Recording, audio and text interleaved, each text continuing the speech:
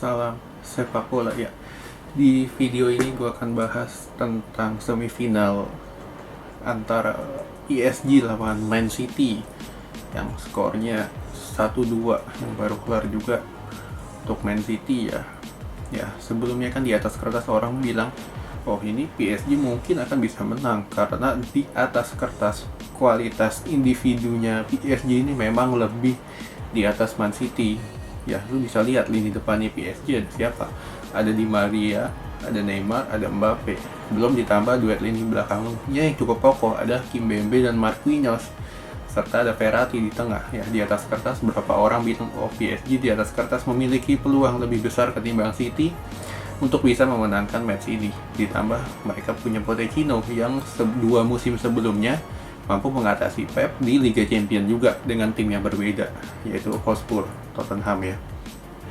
Nah, sebelumnya kita lihat dulu nih dari statistiknya ya. Statistik di mana City melancarkan 10 tendangan di mana yang 6 on target, lalu PSG melepaskan 8 tendangan di mana yang 4 on target. Ball position gak heran di City 42, City 58, PSG 42. Ya, di atas kertas memang City ball position memang ya lu nggak ada yang bisa ngalahin lah untuk City-nya Pep ya. Cuman beberapa tim doang nggak sampai 5 untuk yang bisa ngalahin position. Nah, formasinya PSG main 4-3-3 ya, walaupun di atas kertas 4-2-3-1. Cuman secara di atas lapangan Verratti ini agak lebih mundur ke belakang dengan trionya tetap sama. Mbappe di mana? Di depan, Neymar di sebelah kiri, lalu Di Maria di kanan. Ya, seperti itulah. Dan Di Maria nih posisinya tetap sama di kanan, cuman Neymar sama Mbappe aja yang seringkali berubah posisi, berubah peran lah, intinya kayak gitu. Sedangkan Verratti lebih aktif membantu bertahan yang ditopang 2 DM, Paredes dengan Gueye. Lalu tetap sama dua center back-nya tetap sama, ada Marquinhos dengan Kimpembe ditambah dua wing back-nya, Florenzi dengan Becker. Nah, dari City main kayak gimana? City main tetap 4-3-3.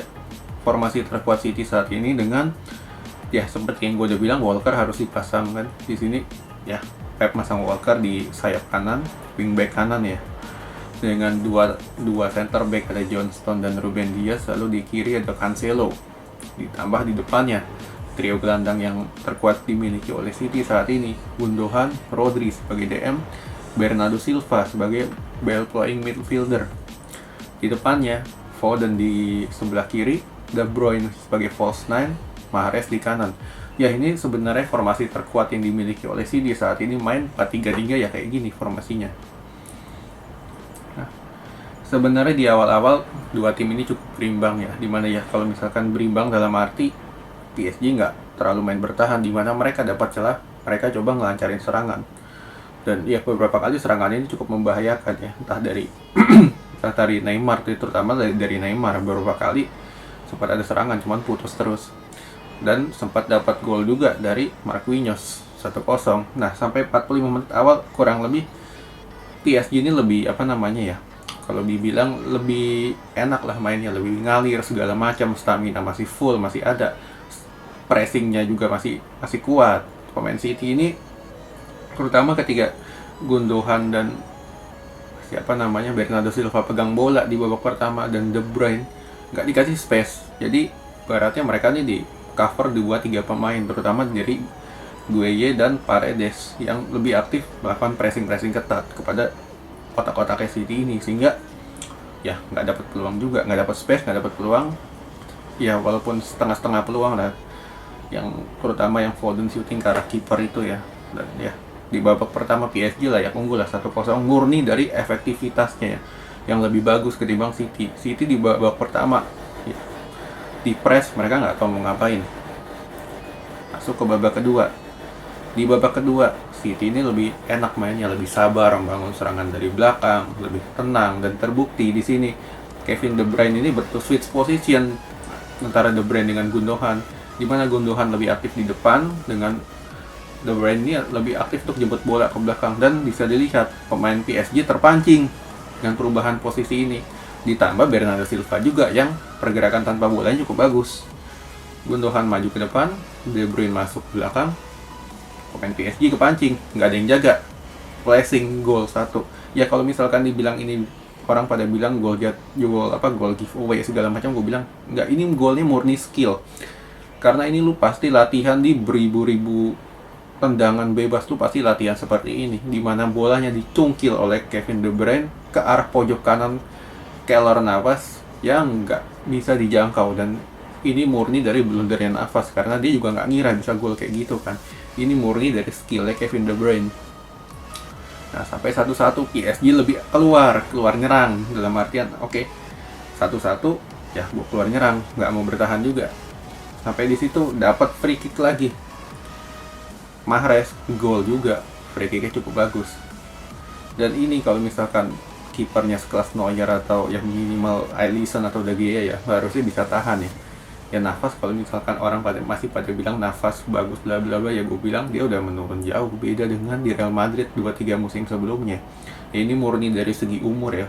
Umur dia juga udah nggak muda lagi kan, udah 35 ya atau 34. Dia murni ya, refleksnya menurun lah.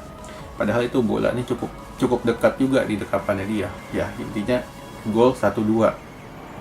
Sampai 1-2 PSG panik, pemainnya keluar semua. Yang semula lebih bertahan dengan kasih pressingnya pun agak menurun di babak kedua, di mana nggak seketat di babak pertama. Ya terutama dari Gueye dan Paredes. Ini lebih ya mungkin diinstruksi dari Pochettino atau apa ya. Nggak terlalu banyak kasih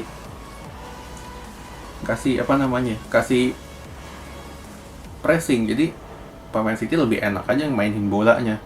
Dan mereka juga nggak nyangka kan tadi ada switch position antara Gundogan dengan De Bruyne. Nah, sampai di situ Gueye kena kartu merah, selesai udah. PSG bermain nggak ada polanya, ngandelin long ball doang, yang cuma ujung-ujungnya ngandelin Mbappe dengan Neymar.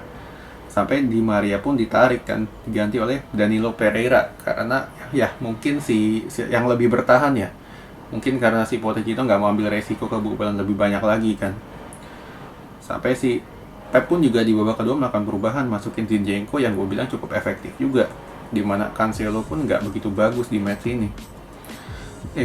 Setelah itu di match ini kuncinya ada di mana? Kuncinya ada di Walker, yang seperti sudah gue bilang di preview kemarin. Kalau misalkan Walker ini lebih bagus dalam bertahan, walaupun dari penyerangannya nggak begitu bagus, cuman seenggaknya City ini punya 3 back di belakang yang cukup kuat dalam bertahan dalam mengatasi Neymar dan Mbappe. Ada Walker, Johnston, Ruben Dias. Karena PSG ini yang nyerang kan minimal 2, Neymar, Mbappe udah pasti nyerang, ditambah lagi Di Maria. Jadi otomatis lu mau nggak mau harus mainkan 3 pemain yang memiliki karakter defense sangat baik, yaitu Ruben Dias, Johnston, dan Walker. Dan 3-3-nya ini cukup efektif dengan nggak membiarkan entah itu Mbappe, Di Maria, atau Neymar nguasain bola ataupun dribble di area kotak penaltinya City. Ya, kekalahan ini untuk PSG gue bilang ya cukup berat lah untuk misalkan mereka mau lolos ke babak selanjutnya, karena selanjutnya main di mana? Main di kandang City.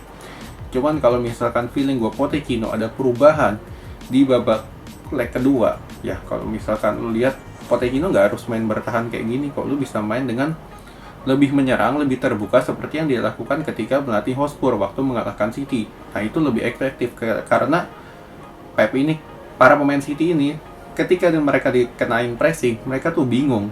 Nah inilah yang harus coba diperhatikan oleh Pochettino ketika di leg kedua menghadapi City. Lalu dari kubu City gimana menghadapi leg kedua? Ya kalau misalkan dari leg kedua ini Pep ini harus pintar-pintar membaca situasi dan menjaga kebugaran pemainnya. Karena di akhir pekan pun ada laga, ya feeling gue itu ada rotasi lah di IPL. Dan di tengah pekan lagi mereka harus jaga fokus, karena 1-2 ini bukan skor yang besar. Karena kalau misalkan mereka kalah 2-0, yang sudah pernah mereka lakukan di musim ini ketika kalah 2-0 di kandang kan lawan MU. Nah inilah yang harus patut dijaga juga oleh Pep, yaitu fokus dari pemainnya agar mereka nggak terlalu jumawa, karena skor 1-2 ini belum aman. Oke, sekian dulu.